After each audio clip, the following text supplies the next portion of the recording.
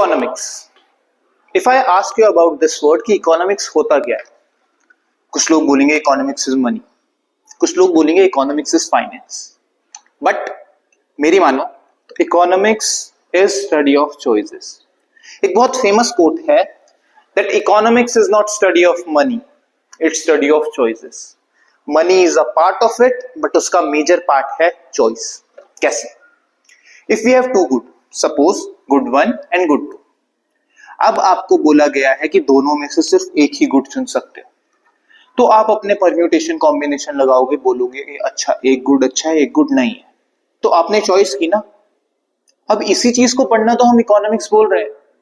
Economics की जो basic definition है वो तो हम आगे वाले पार्ट में पढ़ने ही वाले हैं, बट यहां पे ये याद रखो कि economics is study of choices. आगे देखते हैं अब कि इकोनॉमिक्स में और कौन से कॉन्सेप्ट्स है जो हमें देखने हैं क्लास 12th की इकोनॉमिक्स में। So not wasting much time, let's begin. शुरू करते हैं।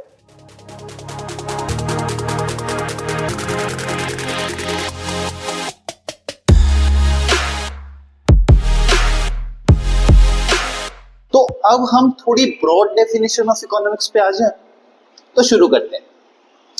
इकोनॉमिक्स देखा जाए तो एक एंशिएंट ग्रीक वर्ड से बना है which is oikonomia। ठीक, ये वर्ड याद रखने की जरूरत नहीं है। इस oikonomia का जो मीनिंग है वो देखिए। oikonomia means house hold management, मतलब आपका जो हाउस होल्ड है उसको आप कैसे मैनेज कर रहे हैं। अब कैसे मैनेज मतलब मैंने बताया economics is study of choices. तो आपके घर में राइस आएगा या गोल्ड आएगा, उसकी चॉइस करेंगे आपके फैमिली मेंबर्स। आपकी बेसिक नीड क्या है? राइस ना, और आपके पास लिमिटेड इनकम रहेगी, तो आपकी फर्स्ट चॉइस क्या रहेगी? राइस। और बाय चांस अगर इनकम बच गई तब आप गोल्ड खरीदेंगे। So here you are making choices कि अगर पैसा नहीं बचा तो आप सिर्फ राइस खरीदेंगे, और बच गया तो आप दोनों को कंज्यूम कर लेंगे। ओके, पहले क्या होता था, इकोनॉमिक्स जब स्टार्ट हुई तो छोटे लेवल पे स्टार्ट हुई, इतनी ज्यादा पॉपुलेशन नहीं थी, तो हाउस होल्ड मैनेजमेंट से काम चल जाता था। बट लेटर ऑन क्या होता है, लेटर ऑन पॉपुलेशन बढ़ती है, इकोनॉमिक्स के स्टडी का एरिया बढ़ता है, तो अब हमने इंडिविजुअल्स की बात करने के बदले बोल दिया जितने भी हाउस होल्ड है सबको मिला के एक सोसाइटी बना दो। तो मॉडर्न डेफिनेशन या एडवांस डेफिनेशन के अकॉर्डिंग इकोनॉमिक्स मींस हमारी सोसाइटी में गुड्स कैसे प्रोड्यूस हो रहे हैं, गुड्स कैसे डिस्ट्रीब्यूट हो रहे हैं और कैसे कंज्यूम हो रहे हैं। मतलब अगर यहाँ पर बहुत सारे हाउस होल्ड हैं, इनको अलग अलग हाउस होल्ड मान के चलो, अलग अलग घर के लोग हैं, तो सपोज ये दोनों प्रोड्यूस कर रहे हैं गुड्स, अब ये डिस्ट्रीब्यूट खुद भी कंज्यूम करेंगे, ये भी कंज्यूम करेंगे, ये भी कंज्यूम करेंगे, फिर ये किस हिसाब से डिस्ट्रीब्यूट कर रहे हैं उसकी स्टडीज कॉल्ड इकोनॉमिक्स। ओके, पहले देखा हाउस होल्ड मैनेजमेंट, एडवांस में हमने देख लिया कि गुड्स कैसे प्रोड्यूस हो रहे हैं, कैसे कंज्यूम हो रहे हैं और कैसे डिस्ट्रीब्यूट हो रहे हैं। एक छोटी सी टाइमलाइन है, पहले एंशिएंट का बता देता हूं। इकोनॉमिक्स टर्म जो है वो तो बाद में आया, बट पहले क्या है, हमारी जो 4 ओल्डेस्ट सिविलाइजेशन है, अगर आपने हिस्ट्री की वीडियो देखी होगी तो आपको पता होगा, Chinese civilization, Mesopotamian civilization, Egyptian civilization and Indus valley civilization. ये क्या करते थे, ये अपना डे टू डे रिकॉर्ड रखते थे कि हमारा कितना पैसा जा रहा है, कितने गुड्स जा रहे हैं, कितने गुड्स आ रहे हैं। और ये चीज हमें कहां से पता चलती है? मेसोपोटामिया के टैबलेट्स। आईवीसी में भी होता होगा, बट हमें स्क्रिप्ट ही नहीं पता है, तो हमें इतनी ज्यादा उनके बारे में जानकारी नहीं है। तो वहां से इकोनॉमिक्स की स्टार्टिंग हो गई थी कि लोग चॉइस करते थे कि अच्छा हम ये गुड कंज्यूम करेंगे या वो गुड कंज्यूम करेंगे। उसके बाद हम सीधा मॉडर्न एरा पे आ जाते हैं इकोनॉमिक्स के। 2 टर्म्स आपने सुनी होगी, क्लासिकल्स एंड कीन्सियन। तो स्टार्ट करते हैं क्लासिकल से। 1776 में क्या होता है, एडम स्मिथ नाम का एक बंदा होता है, तो उस बंदे ने क्या करा, एक बुक पब्लिश कर दी। उस बुक का नाम क्या था? Wealth of the nation. जिसमें उन्होंने अपने आइडियाज रखे, जिसमें एक बहुत प्रोमिनेंट आइडिया था इनविजिबल हैंड का। हैंड गायब हो गया है बट अब आ गया। तो जो इनविजिबल हैंड है उसमें उन्होंने कहा हमारा जो मार्केट है उसमें आपको कुछ करने की जरूरत नहीं है। डिमांड और सप्लाई अगर डिसबैलेंस हो रहा है तो कुछ टाइम बाद आप खुद देखेंगे कि सप्लायर्स डिमांड को बैलेंस कर देंगे, और अगर सप्लाई इम्बैलेंस है तो डिमांड सप्लाई को बैलेंस कर देगी। ठीक, तो उन्होंने कहा आपको कुछ करने की जरूरत नहीं। उसके बाद यहां पर बात आती है कि 1929, यहां पर 1776 से 1929 तक सबने बोला क्लासिकल्स क्लासिकल्स क्लासिकल्स, उन्हीं को फॉलो करिए। बट 1929 पे आ जाता है ग्रेट डिप्रेशन। अमेरिका वालों ने बोला कि क्लासिकल्स हम तो तुम्हें फॉलो करते थे, तुमने क्या कर दिया, ये हमारे मार्केट को पूरा क्रैश कर दिया। सो दे सेड कि क्लासिकल्स की थ्योरी खराब है, बेकार है। फिर यहां पर एक मसीहा आया 1936 में, जॉन मेनार्ड कीन्स। अब जॉन मेनार्ड कीन्स ने क्या करा, अपनी बुक पब्लिश करी, जिसका नाम है general theory of employment, interest and money. इसमें इन्होंने कहा कि इनविजिबल हैंड नाम की कोई चीज नहीं होती, गवर्नमेंट जरूरी है मार्केट को मैनेज करने के लिए। वो बोलते हैं कि अगर यहाँ पर सप्लाई साइड है, यहाँ पर डिमांड साइड है, तो इस तराजू के बीच में एक बैलेंस करने वाली इंस्टीट्यूशन भी होनी चाहिए। ठीक, एक और पॉइंट मुझे याद आया है, एडम स्मिथ। जब क्लासिकल्स जो थे वो क्या करते हैं, सिर्फ अनएम्प्लॉयमेंट की बात करते हैं, बट यहां पर कीन्सियन ब्रॉड लेवल पे ले जाते हैं, अनएम्प्लॉयमेंट के टाइप्स भी बता देते हैं कि हिडन अनएम्प्लॉयमेंट क्या होती है, वॉलंटरी अनएम्प्लॉयमेंट क्या होती है, और अलग अलग अनएम्प्लॉयमेंट क्या होती है। ठीक, अब 1936 से अब फिर सब जपने लग गए कीन्सियन कीन्सियन कीन्सियन कीन्सियन। फिर 1970s में क्या होता है, स्टैगफ्लेशन आ जाता है। स्टैगफ्लेशन मतलब स्टैग्नेशन प्लस इन्फ्लेशन।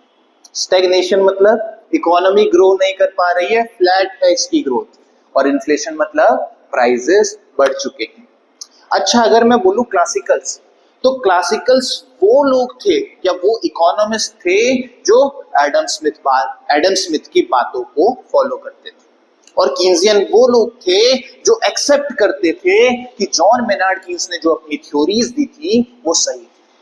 ठीक, तो ये बेसिक है इकोनॉमिक्स का। इसके बाद हम क्या करेंगे, हम बाइफरकेट करेंगे इकोनॉमिक्स को माइक्रो और मैक्रो में। माइक्रो मैंने बता दिया, छोटे लेवल पे हाउस होल्ड इंडिविजुअल की बात कर लो, और मैक्रो मतलब बहुत सारे हाउस होल्ड को मिला के सोसाइटी या इकोनॉमी बना दो। चलो आगे चलते हैं। अब मैंने आपको बताया था ना कि इकोनॉमिक्स के दो टाइप्स के बारे में देख लेते हैं। तो इकोनॉमिक्स को हम दो पार्ट्स में डिवाइड करते हैं। वन इज माइक्रो इकोनॉमिक्स, जो आपने 11th में देखा होगा, नहीं देखा है तो कोई बात नहीं, 12th में एज सच कोई रिलेशन नहीं है। माइक्रो इकोनॉमिक्स की छोटी डेफिनेशन बता देते हैं। इंडिविजुअल्स की बात हो रही है, मतलब आप और मेरी इंडिविजुअली बात हो रही है। जैसे मैं मार्केट में गया, मैंने एक पर्टिकुलर सेलर से बात की, तो उसके और मेरे बीच की बात है, आप कुछ नहीं बोलोगे। This is micro economics. और मैक्रो में हमने बोल दिया कि आपकी, मेरी, आपके पड़ोसी की, सबको मिला के जो हमारे इकोनॉमी में आते हैं उनकी स्टडी कर रहे हैं, that is macro economics. Technical term में बोले तो वो इकोनॉमिक थ्योरी जो स्टडी करती है इकोनॉमी एज होल को, मतलब राम, श्याम, सीता, गीता और ना जाने कितने लोग होंगे हमारी इंडियन इकोनॉमी में, सबकी एक साथ स्टडी करना इज कॉल्ड मैक्रो इकोनॉमिक्स। इसके एग्जांपल क्या है, एग्रीगेट डिमांड। सिंगल की क्या होती थी, डिमांड, सबकी डिमांड मिला दी तो क्या हो गया, aggregate demand, because aggregate is called sum. Similarly aggregate supply. और नेशनल इनकम, सिंगल की स्टडी करोगे तो इनकम, और सबकी एक साथ स्टडी करोगे तो it is called national income. इसका दूसरा नाम होता है प्राइस थ्योरी, और इनका दूसरा नाम होता है income slash employment theory, because सबकी इनकम मैटर करती है और सबका रोजगार भी मैटर करता है। बेसिक टर्म है। आगे बस छोटा सा एक कॉन्सेप्ट है स्ट्रक्चर ऑफ इकोनॉमी का। ये कुछ आपके सिलेबस पे तो नहीं है, but I want you to understand this. I will tell you why. Structure of economy मतलब इकोनॉमी में कौन कौन से पार्ट्स होते हैं। First one is household. Household मतलब जो कंज्यूम करते हैं चीजें, जैसे मैं और आप। उसके बाद है बिजनेस फर्म्स, जो चीजें प्रोड्यूस करते हैं। सो हाउस होल्ड की होगी डिमांड और फर्म्स की होगी सप्लाई। गवर्नमेंट जो कंट्रोल करेगी चीजों को, और रेस्ट ऑफ द वर्ल्ड जिनके साथ हमारा ट्रेड होगा या ट्रांजैक्शंस होते रहेंगे। तो अगर मैं चारों सेक्टर्स को इंक्लूड कर रहा हूं, it is called open economy. अगर मैंने रेस्ट ऑफ द वर्ल्ड को हटा दिया, अपनी कंट्री के बीच की बातचीत हो रही है, it is called closed economy. Okay. अगर मैंने बोला सरकार आप भी साइड हो जाओ, हम सिर्फ इन दोनों की बात करेंगे, it is called simplest form of economy which is simple economy, जिसमें हम टू सेक्टर की बात करते हैं। That is why it is called two sectoral model. और हमारे जो कीन्स चाचा थे वो इसी सेक्टर की बात करते हैं। और आपकी जो फर्स्ट यूनिट है उसका जो फर्स्ट पार्ट है that is circular flow of income, वो टू सेक्टरल मॉडल पे ही बात करता है। दैट इज व्हाई मैं आपको ये स्ट्रक्चर बताना चाहता था। अब हमने सर्कुलर फ्लो ऑफ इनकम पढ़ना है, तो पहले फ्लो भी तो जानना पड़ेगा क्या होता है। तो आगे देखते हैं स्टॉक और फ्लो के बीच का डिफरेंस क्या होता है। ओके, चलते हैं। अगला कॉन्सेप्ट हम देखने वाले हैं सर्कुलर फ्लो ऑफ इनकम का। अब आपसे कोई पूछेगा कि अच्छा सर्कुलर फ्लो तो पढ़ रहे हो, बट इसमें फ्लो कॉन्सेप्ट का मतलब क्या है? तो ठीक है, मैं बता देता हूं ना स्टॉक और फ्लो के बीच में डिफरेंस क्या है। एक एग्जांपल ले लेते हैं। सपोज मैंने आपको बोला कि अभी के अभी गूगल में जाके सर्च मारो कि इंडिया की पॉपुलेशन एक्स डेट में, सपोज 1 दिसंबर 2025 में कितनी पॉपुलेशन है इंडिया की। आप गए, आपने सर्च मारा, आपने कहा इतनी पॉपुलेशन है।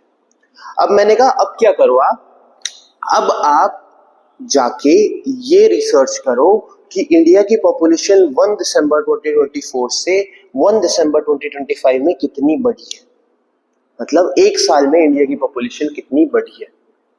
तो आप बोलोगे अच्छा इतने से इतनी बढ़ी है। सपोज 2024 में 50 थी, 1 दिसंबर 2025 में 60 हो गई। तो पहले वाले का आंसर क्या था आपका कि प्रेजेंट में कितनी पॉपुलेशन है, 60। और दूसरे वाले का आंसर क्या होगा आपका कि कितनी पॉपुलेशन बढ़ी है, 10 की। ठीक, अब ध्यान से सुनो। स्टॉक वो वेरिएबल है जो at a particular point of time में देखा गया। ज्यादा मेहनत नहीं लगी इसके लिए, जाके हमने देखा कि इतना अच्छा इतना माल पड़ रखा है, ये हमारा स्टॉक हो गया। पर अब मैंने आपको थोड़ी और मेहनत करवा दी कि मुझे इन टाइम डायमेंशन के बीच में कितना चेंज आया वो बताओ। So that is flow. Definition से देख लेते हैं। स्टॉक वो वेरिएबल है जो at a particular point of time देखा जाता है। मतलब जाके हमने देखा कि अच्छा इतना स्टॉक पड़ रखा है, that is our stock. But flow वो वेरिएबल है जो over a period of time देखा जाता है। मैंने आपको 2 टाइम डायमेंशन दे दी और अब बोला इसके और इसके बीच में कितना चेंज आ गया, दैट इज फ्लो। इसी वजह से स्टॉक में कोई टाइम डायमेंशन नहीं होती, बट फ्लो में टाइम डायमेंशन होती है, स्टार्टिंग और एंडिंग होती है। जो स्टॉक है उसको हम बोलते हैं एक स्टैटिक कॉन्सेप्ट। मतलब इसमें कुछ चेंज नहीं हो रहा है, ये जितना है उतना ही रहेगा। पर जो फ्लो है वो एक डायनेमिक कॉन्सेप्ट है। डायनेमिक कॉन्सेप्ट मतलब चेंज होगा, कुछ ना कुछ चेंज होगा। एक एग्जांपल लेते हैं, आपकी वेल्थ कितनी होगी, आपने जाके चेक करा, अच्छा मेरी इतनी वेल्थ होगी, that is your wealth. But आपकी इनकम कितनी बनेगी वो आपका फ्लो होगा। कैसे? आपका सपोज मान के चल लेते हैं आपको पर डे 500 रुपया मिलता है, ठीक। अब यही पर डे आपने पूरे 30 दिन काम करा और फाइनली जाके आपकी 15,000 मंथली इनकम बन गई। तो आपका जो पर डे का एक्यूमुलेशन हुआ था ना, उसको ही हमने ऐड कर दिया और बोल दिया अब आपकी इतनी मंथली इनकम हो जाएगी। आपकी बुक में एक एग्जांपल है वाटर टैंक का। उसमें बोलते हैं कि सपोज 3 PM में जाके देखो कितना पानी है इसमें। आपने बोला कि कुछ भी एग्जांपल ले लेते हैं 50 लीटर्स। अब मैंने आपको बोला 3 बजे से 4 बजे तक पानी खोल दो और नीचे बाल्टी लगा दो। अब इसमें कुछ एक्स अमाउंट ऑफ वाटर आ गया और अब आपको बोला 4 बजे जाके पानी चेक करके आओ, तो अब उसके अंदर 25 लीटर ही पानी बच गया। तो जब आपको 3 बजे जाके पानी देखने को बोला था तो वो आपका स्टॉक कितने का था? 50 लीटर का। अब बोला 3 से 4 के बीच में कितना पानी कम हो गया, तो आप बोलोगे 50 माइनस 25 लीटर कम हो गया। तो पर्टिकुलर पॉइंट ऑफ टाइम में देखने गए थे, दैट वाज स्टॉक, और टाइम पीरियड दे दिया कितना चेंज हुआ, दैट इज फ्लो। तो हमें जानना है सर्कुलर फ्लो में फ्लो कैसे होती है इनकम की। ओके, चलो आगे चलते हैं। अब मेन स्टोरी पे आ जाते हैं सर्कुलर फ्लो ऑफ इनकम की, कि पैसा इस टू सेक्टरल इकोनॉमी में घूमता कैसे। जैसे मैंने ऑलरेडी बता दिया कि टू सेक्टरल इकोनॉमी रहेगी, किन्जियन मॉडल है, तो पहला अजम्पशन तो यही हो जाता है कि there are only two sectors in economy, उससे ज्यादा कोई तीसरा सेक्टर नहीं होगा। तीसरा सेक्टर मतलब ना तो गवर्नमेंट ना तो रेस्ट ऑफ दी वर्ल्ड। ठीक, अब इसमें क्या होता है, फर्म्स को करना है कुछ ना कुछ प्रोड्यूस, क्योंकि फर्म्स है ही इसलिए कि उन्हें गुड्स प्रोड्यूस करने होंगे। अब वो गुड्स खुद तो प्रोड्यूस करेंगे नहीं, वो किसी को काम पे रखेंगे। तो किसको काम पे रखेंगे? हम लोगों को काम पे रखेंगे। हाउस होल्ड के जो लोग होंगे वो यहां से जाएंगे फर्म्स के पास ये बोलने के लिए कि अच्छा आप हमको काम पे रखिए, हम आपके लिए काम करेंगे। ठीक, तो ये प्रोवाइड करते हैं फैक्टर सर्विसेज। फर्म्स को कुछ भी चीज बनाने के लिए सबसे पहले एक जमीन का टुकड़ा चाहिए होगा, राइट। उसको लेबर चाहिए होंगे काम करने के लिए, क्योंकि फर्म खुद तो काम करेगी नहीं। उसको कैपिटल चाहिए होगा, पैसा चाहिए होगा, जो ये लोग ही तो प्रोवाइड करेंगे उनको एज अ लोन। ठीक, और उनको एंटरप्रेन्योर चाहिए होगा कि जो फर्म है उसके अंदर काम भी तो हाउस होल्ड का कोई इंसान कर रहा होगा। मतलब फर्म का जो ओनर होगा उसका भी तो कोई घर परिवार होगा ना, तो हाउस होल्ड का भी तो मेंबर होगा ही किसी ना किसी। ठीक, अब इसमें हाउस होल्ड का मतलब है जितने भी घर है सबको मिला के, उसके जितने लोग हैं सबको मिला के हाउस होल्ड बोल दिया, और फर्म उन्हें बोल दिया जो प्रोडक्शन करते हैं। ठीक, सो हाउस होल्ड का अल्टीमेट मोटिव क्या है? कंजम्पशन करना, वांट सेटिस्फाई करना। और फर्म्स का अल्टीमेट मोटिव क्या है? हमको प्रोडक्शन करना है और प्रॉफिट बुक करके घर ले जाना है। ओके, तो अब कंजम्पशन में हमने 3 फैक्टर सर्विसेज बोल दी, लैंड मिलेगी, लेबर मिलेगा, कैपिटल मिलेगा और एंटरप्रेन्योर मिलेगा हाउस होल्ड। ठीक, अब यहां पर प्रोसेसिंग होगी, कुछ ना कुछ प्रोसेस होते रहेगी और फाइनल में कुछ ना कुछ गुड्स बन के आ जाएंगे। अब ये जो गुड्स बने हैं इसके रिटर्न में फर्म्स इनको फैक्टर पेमेंट भी तो करेगी, क्योंकि काम तो करा है ना उन्होंने। तो लैंड के बदले फर्म बोलेगी अच्छा हम आपको रेंट दे देते हैं। सपोज उसने बोला कि मैं 100 रुपए पर मंथ आपसे रेंट लूंगा, तो अब फर्म का कोई बंदा जाके हाउस होल्ड के किसी बंदे को रेंट दे रहा है। अब जो लेबर काम कर रहे थे हाउस होल्ड के, उनको वेजेस प्रोवाइड करेंगे, पैसे प्रोवाइड करेंगे। ठीक, अब जिससे उसने लोन लिया था, जो कैपिटल थी, उसके ऊपर वो लोन के ऊपर क्या दे रहा है? इंटरेस्ट दे रहा है। और जो एंटरप्रेन्योर है, जो यहाँ पर इसका ओनर है, जो प्रोडक्शन करवा रहा है, उसके पास भी तो प्रॉफिट रहेगा। अब वो हाउस होल्ड का भी तो मेंबर है, राइट। तो ये हो गई फैक्टर पेमेंट्स। मतलब इन्होंने इनके लिए काम करा तो इन्होंने इनको पैसे दे दिए। अब इनको क्या करना है? कंजम्पशन करना है, तो कंजम्पशन के लिए इनको वापस से पैसा देना पड़ेगा। अब सर्कुलर फ्लो ऑफ इनकम में एक बहुत इंपॉर्टेंट अजम्पशन आती है कि जितनी फैक्टर पेमेंट होगी, जितनी इनकम बनी होगी, उतना ही कंजम्पशन होगा। सपोज हाउस होल्ड में जितने लोग हैं सबने मिला के 100 रुपए कमाए, तो ये खर्च भी 100 रुपए करेंगे मिला के। ठीक, अब 100 के 100 रुपए वापस से फर्म्स के पास चले गए, तो ये जो प्रोसेसिंग से कुछ ना कुछ गुड्स बने थे ना, ये सारे के सारे गुड्स जाके किसके पास आ जाएंगे? हाउस होल्ड के पास। अब कुछ टाइम के बाद ये गुड्स एंड सर्विसेज खत्म हो जाएगी, तो अब दोबारा से ये क्या करेंगे? फिर से सर्विसेज प्रोवाइड करेंगे। इन रिटर्न फिर से क्या मिलेगी? Factor payment. इन रिटर्न फिर से क्या करेंगे? वो कंजम्पशन एक्सपेंडिचर करेंगे, पैसा देंगे इनको, इन रिटर्न फिर से गुड्स एंड सर्विसेज मिलते रहेंगे। तो ये पैसा घूमते रहेगा किसके बीच में, हाउस होल्ड और फर्म्स के बीच में। This is called circular flow of income. Assumption already बता चुके हैं, 2 सेक्टर से सिर्फ इकोनॉमी में, कोई तीसरा सेक्टर नहीं होगा। इसमें कॉन्सेप्ट्स आते हैं लीकेजेस के, बट वो अगर कोई तीसरा सेक्टर आ गया तभी वो लीकेजेस के या फिर इंजेक्शन के कॉन्सेप्ट आते हैं, ठीक। बट अभी हम सिर्फ 2 सेक्टर्स की बात कर रहे हैं, ओके। कॉन्सेप्ट आता है कि जितना भी आउटपुट बना है, ये जितना भी बना है सबका सब सोल्ड होगा, अपने पास फर्म्स कुछ नहीं रखेगी। और एक और बात आती है कि जितना पैसा जा रहा है उतना ही पैसा आएगा, ना फर्म्स बचाने की सोचेगी ना हाउस होल्ड बचाने का सोचेगा। This is assumption of circular flow of income. So this is what we call कि टोटल इनकम बराबर टोटल कंजम्पशन होना चाहिए, और सेविंग्स कुछ नहीं होगी। अगर इनको 100 रुपए मिले हैं तो ये नहीं सोचेंगे 90 खर्च करते हैं 10 रख लेते हैं, ये इसका अजम्पशन है। In general it's a totally different scenario, okay. अब इसमें बात आती है रियल फ्लो और नॉमिनल फ्लो की। रियल फ्लो जैसे नाम से ही पता चल रहा है कि कुछ रियल होगा, राइट। तो रियल फ्लो में हम सिर्फ गुड्स एंड सर्विसेज की बात करेंगे। कैसे?